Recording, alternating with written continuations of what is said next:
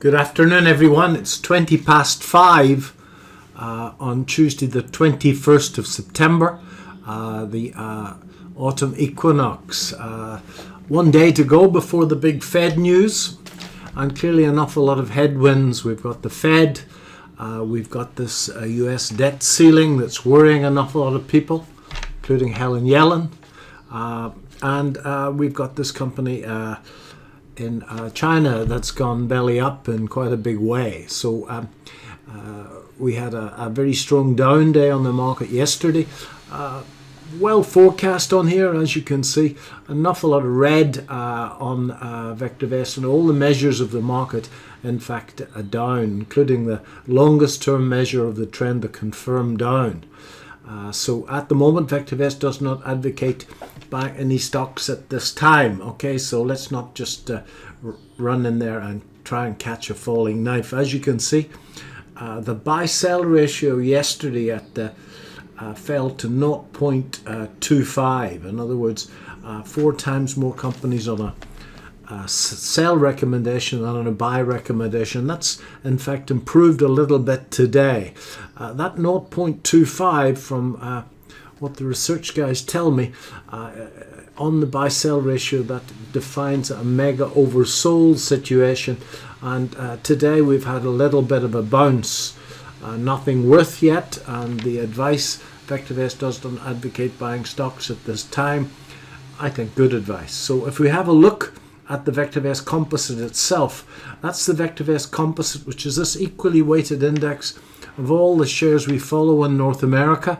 That's the gap down yesterday, and the red and the green triangles are the primary wave, or the short-term trend on VectorVest. And as you can see, the primary wave is in fact called this market exceptionally well, and the primary wave is down, I think, from about the 8th of September from memory. Yeah, from the 8th of September. It's now the 21st. So the primary wave was warning us of this seller for quite a long time. As you can see, momentum indicators and the buy-sell ratio well in the negative territory here. I pointed out at our user groups this bearish engulfing candle, and we'll look at that in a little bit more detail on the 24-hour market in a second, and on the S&P, and then this multiple inside pattern, which in fact broke down in great style yesterday. What's going to happen now? Well, I want to look at the S&P 500, which is a market that I trade myself. We'll look at it on the cash market, and then we'll look at it on the 24-hour market in a second. I've had this rising wedge on my charts for quite a long time, and rising wedges are not easy to trade. That's the wedge 1, 2, 3, 4, and 5. 5 waves up. Not easy to see, and you really can't define it until you get to this point. My own construction for a target on that is in fact a line from 1 to 4. And I'm reasonably pleased with how that worked yesterday. And as we'll see in a second, the levels tend to be better on the 24-hour market. It went right through it, and then it closed right at 4,350. And I've been speaking about that 4,350 level for quite a long time now. As you can see, the stochastic is right down in the buy zone. That means nothing, but I think with the buy-sell ratio in a mega over sold situation, we can expect a bounce. And in fact, I think that bounce is doing its best to occur this afternoon. So let's just look now at the 24-hour market, and there's the 24-hour market. That's a daily chart, and as you can see, the stochastic is similarly in a oversold position. The stochastic is showing a reverse divergence right way back to here. From that low, market's making a rising bottom, and that's making a falling bottom. The stochastic is slightly different in the 24-hour market because the closes are slightly different, folks. So something that's also really important, this is a very important level here, folks. As you can see, this resistance became support here, and that's always a good place to start your fib from. The question I'm asked more often is, where do you start the fib from? And sometimes I haven't got a good answer because I've been doing it for so long. But that is a 78% retracement, and the market hit that 78% retracement yesterday. So I think that we've got probably a nice bounce in our hands. Is it going to go up to heaven from here? I haven't got a clue. But I would suspect we're going to get a bounce on our hands, and all we've got to do then will be to follow the VectorVS indicators to see if this move can follow through. If we look at the weekly chart, we can see on the weekly chart the weekly stochastic is in overbought situation, has in fact just come down through the 80. So that's saying that there's more downside here, although it didn't do much here, it didn't do much here, and that one has produced so far quite a nice little move. So I think, folks, that we have to be very careful here. The trends are down. If we go back to the daily chart, if we saw this stochastic going back up over 80, and this market can't get up through that high, and then we get a reversal pattern, then we could quite easily have another leg down here. So I think we're probably okay for a day or two, and then 3 to 5 days up, if the stochastic gets back up there and we get a reversal pattern without breaking that high, we can easily have another leg down here. Just remember, there's a Fed tomorrow, and we'll see what he has to say. Janet Yellen has been, I called her Helen a moment ago, Janet Yellen has been talking up this American debt ceiling. I think she's just trying to make everybody aware of the consequences of a long drawn-out battle similar to what we had some years back. And then, of course, we've got this company in China that can't service its debt. Is this going to be another Lehman moment? The city analysts this morning say no. They say that there's no comparison between this Chinese company and Lehman's. Let's hope that they're correct.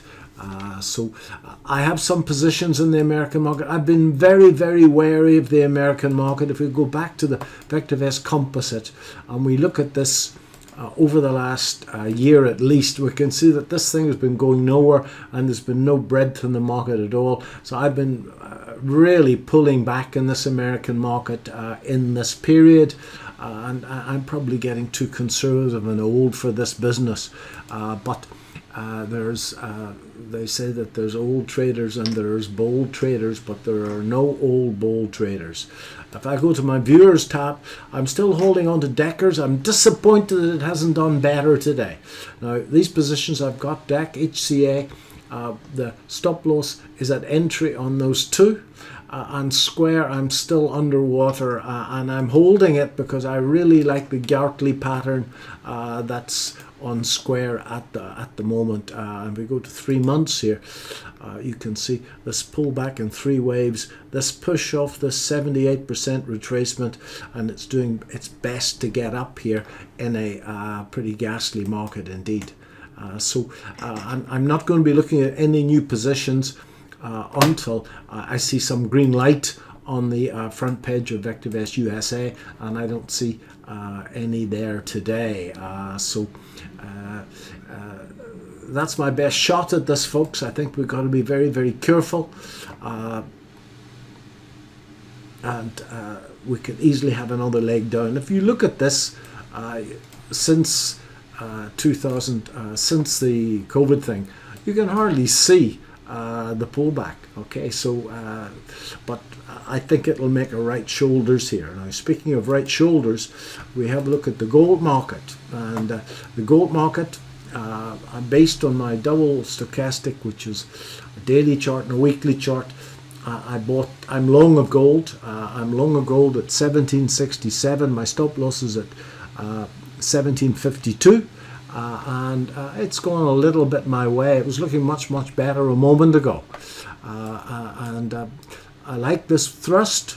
I like the 3 waves back. If I didn't trade it, I wouldn't be following my rules. That's exactly 62% of this.